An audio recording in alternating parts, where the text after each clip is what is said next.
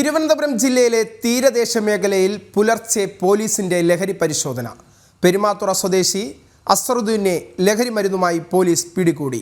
Rural narcotic സെല്ലും തീരദേശത്തെ സ്റ്റേഷനുകളിലെ SHOമാരും ഉൾപ്പെടെയുള്ളവരുടെ സംഘമാണ് പരിശോധന നടത്തിയത്.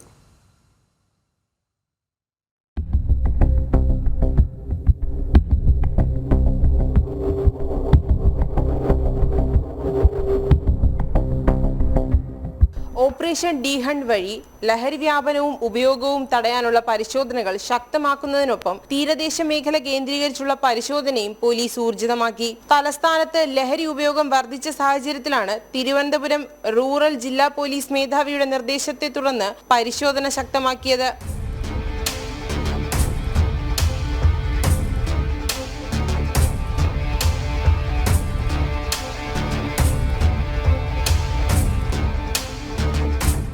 ഇന്ന് പുലർച്ചെ ആരംഭിച്ച തിരച്ചിലിൽ പെരുമാതുറ സ്വദേശി അസറുദ്ദീനെ ലഹരിയുമായി പോലീസ് പിടികൂടി. ഇയാൾ മുൻപും സമാനമായ കേസുകളിൽ പ്രതിയാണെന്നും പ്രദേശത്ത് ലഹരി വിൽക്കുന്നവരിൽ പ്രധാന കണ്ണികളിൽ ഒരാളാണെന്നും പോലീസ് വ്യക്തമാക്കി. സെന്റ് ആൻഡ്രൂസ് മുതൽ കാപ്പിൽ വരെയുള്ള തീരപ്രദേശത്തെ പുതുക്കുറിച്ചി, മരിയനാട്, അഞ്ചുതെങ്ങ്, മാമ്പള്ളി, അരിവാളം, റാത്തിക്കൽ, വെറ്റക്കട തുടങ്ങിയ ഫിഷ് ലാൻഡിംഗ് സെന്ററുകളും പെരുമാതുറ, താഴമ്പള്ളി ഹാർബറുകളുമാണ് പരിശോധിച്ചത്. തീരദേശം കേന്ദ്രീകരിച്ച് വലിയ രീതിയിൽ ലഹരി വ്യാപനം നടക്കുന്നതായുള്ള പരാതി ലഭിച്ചതിനെ തുടർന്നായിരുന്നു പരിശോധന.